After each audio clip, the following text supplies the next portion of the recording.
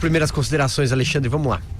A minha primeira dúvida que fica dessa convocação, se é que a gente pode chamar assim, é: o Congresso é inimigo do país ou inimigo das reformas? É isso que está no ar, é isso que está na pauta dos manifestantes? Eu queria entender, porque o Congresso Nacional, a primeira e única vez que foi testado em relação à reforma da Previdência, que é a pauta mais importante do Brasil hoje, deu 48 votos a favor e 18 contra na CCJ. Então o governo teve uma grande vitória, a proposta teve uma grande vitória na CCJ, numa tramitação que demorou alguma coisa como 2 meses, passou relativamente rápido.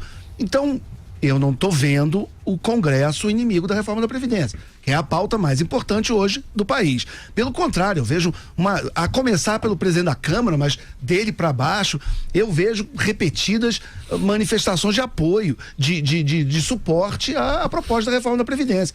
Então, eu já começo com uma pequena dúvida. O Congresso Nacional, de uns tempos para cá, derrubou a história do imposto sindical, fez a PEC do teto de gastos, fez a MP das concessões, o cadastro positivo e, claro, fez o impeachment constitucional da Dilma Rousseff. Então, o Congresso Nacional tem defeito, é óbvio que tem, como todos os poderes da República têm. Tem problema no Executivo, tem problema no Congresso, tem problema no Judiciário.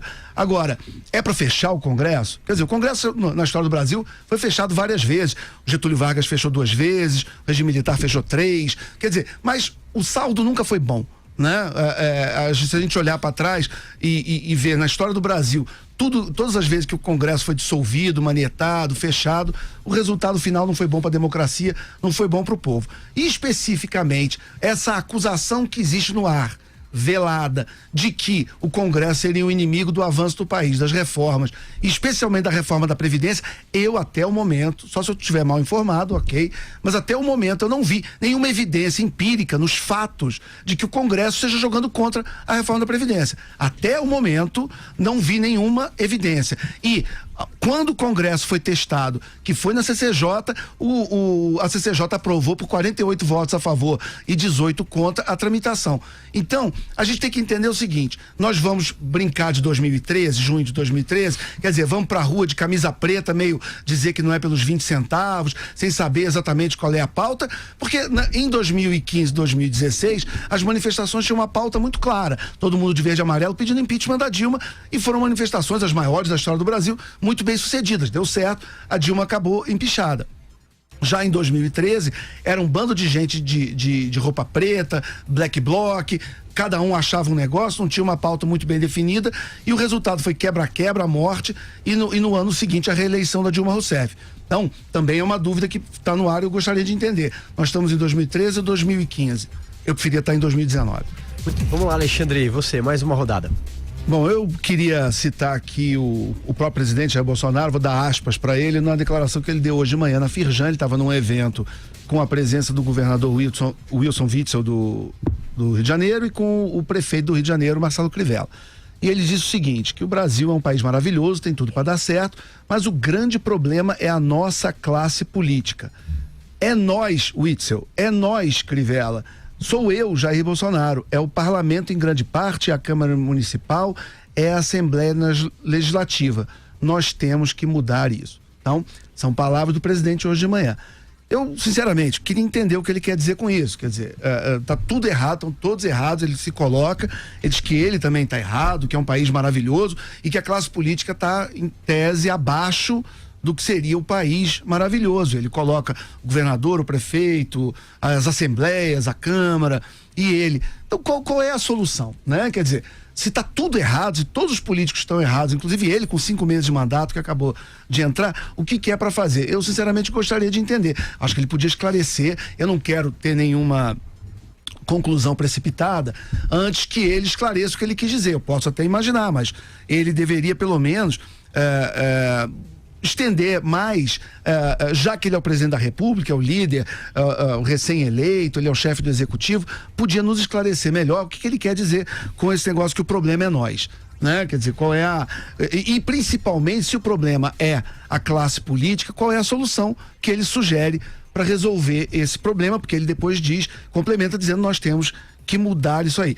Porque tradicionalmente eu via muito um discurso na esquerda de achar que o problema era o sistema, o problema era o mecanismo, o problema existe, a política era uma grande máfia, um clube de bandidos que se reuniam para se locupletar, para se beneficiar, para roubar dinheiro da população e, em tese, a democracia não estaria totalmente aparelhada para lidar com isso. Então, por isso que seria necessário derrubar o sistema e chegar ao paraíso na terra socialista, etc e tal. Agora, para um candidato, quer dizer, para um presidente da República, né, ex-candidato, que vem de um campo anticomunista, esse discurso me lembra um pouco essa história de ser contra o mecanismo, de ser contra o sistema. Então, acho que fica uma dica ou para o presidente ou para os seus interlocutores de ajudar a esclarecer melhor o que é esse tal, ou establishment, o que é esse clube que está impedindo o Brasil de avançar. Tem nomes? Quem são essas pessoas? O que elas estão efetivamente fazendo? E com provas a gente vai atrás dessas pessoas, vamos entender o que está acontecendo. Em princípio, me parece muito estranho.